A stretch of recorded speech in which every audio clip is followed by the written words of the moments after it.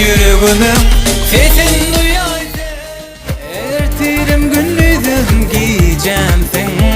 Suratlarına bakıp duyman karışan, kana karışan, karışan.